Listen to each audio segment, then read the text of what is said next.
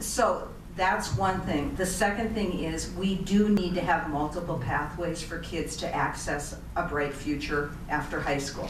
So it may be technical school, it may be a certification, it may be a 2-year or 4-year college, or it may be going right into work. And it's also true that a lot of people that have technical skills have a much better employment picture right now than kids with BAs. So all of that is true. So the only thing I would say though is we really have to guard against deciding early which kids get which options, and educate all kids to the highest level of competence so that they can make that choice once they hit the end of high school. But I truly honor the fact that there are many high-wage jobs for young people, and in fact maybe more than for the college grads right now, in the technical fields.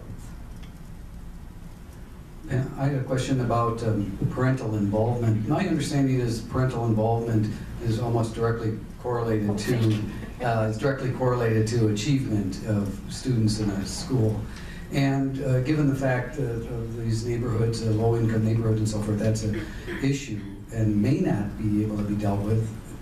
Is the volunteer, some of the activities you're doing, can volunteers replace essentially the parental involvement to, if you can't overcome that, given other issues in that neighborhood and society, can the volunteer efforts that you're doing kind of, is that an accurate assessment of parental involvement?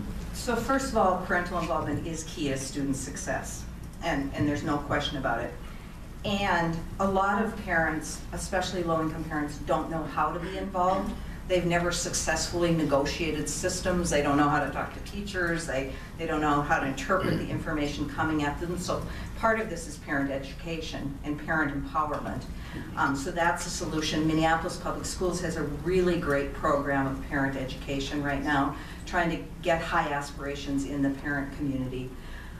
So all of that is preferable. But if that is not in place, I feel like we still have to meet the needs of those kids and those families sort of in an alternative route. And so that's where we come in with Career and College Centers, saying we will help you regardless of the family situation you're coming from, regardless how chaotic life may be at home. We will help you get there, but we would prefer to do that in partnership with your parents than without your parents. But we're not going to drop our focus on you if you don't have that. I'm a graduate of Minnesota. I'm also working closely with some of the minuscule technical colleges. I don't feel that there's enough emphasis of encouraging the students to go on to a two-year school than a 4-year school. Not everybody is ready for it or capable. When we look at the schools that I'm working with, they have a waiting list for many of their graduates, which don't occur at the university. Could you possibly emphasize to the students that a 2-year college is available? And it's really the home for most of these students. So our Career and College Center coordinators, really, their task is to help students find the best path for them. You know, and that includes the full range of opportunities and options. A 2-year school, a 2-year technical school, again, a certificate, a 4-year. So again, it's not for us to decide, but really to help young people understand what the range of options are and to help them understand what's the best fit for them. It's not a favor to send a kid to a 4-year college when that's really not kind of who they are, what they want to be. Even if we talk about 4-year colleges as being so great, if that's not your appetite, we need to find the best fit for you. So I totally agree with what you're saying, and our counselors are trained to provide the full range of options to young people. Pam over here. Yeah. I'm not sure if a lot of people in the audience follow the news reports, but I do remember specifically when you resigned from the Minneapolis School Board. And I just want to say, as a citizen, I very much respect your courage in speaking out. I think when you say you are a critical friend, you mean it. And the Minneapolis Rotary, I think, sees themselves as a critical friend. You said that Minneapolis has one of the best teacher evaluation systems. Gary has talked about that's where everything happens in the classroom that touches the student the most.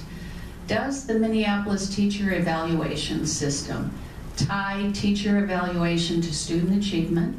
And does it allow for students to evaluate the degree to which the teachers listen to them and reach them and motivate them?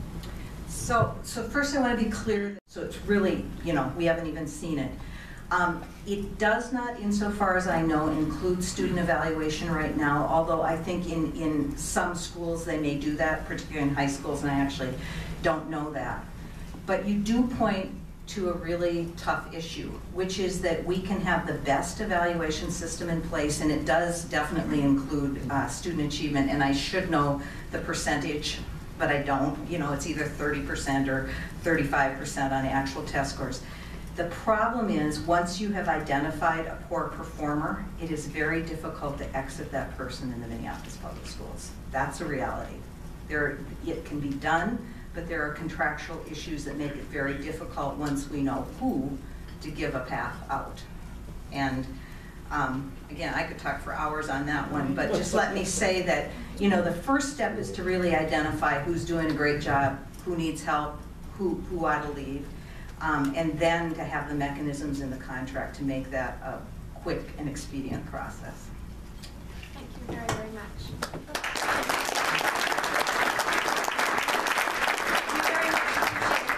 Talking to us and having, you know, such a pinpoint accuracy on everything. We put a book in your name in the fair downtown school. If you wouldn't mind signing it and putting something inspirational, very much appreciate your time. I'm sure there'll be more questions at the table if you wouldn't mind staying after. Not at all. Thanks. Well, thank you ever so much. Right, well, everybody, next week we're on to International Affairs with Tom Henson. And don't forget to look at your committee sheet. We've made it very, very easy to sign up, and so we look forward to everyone booking and unbooking themselves galore for this week. Thank you very much. See you next week.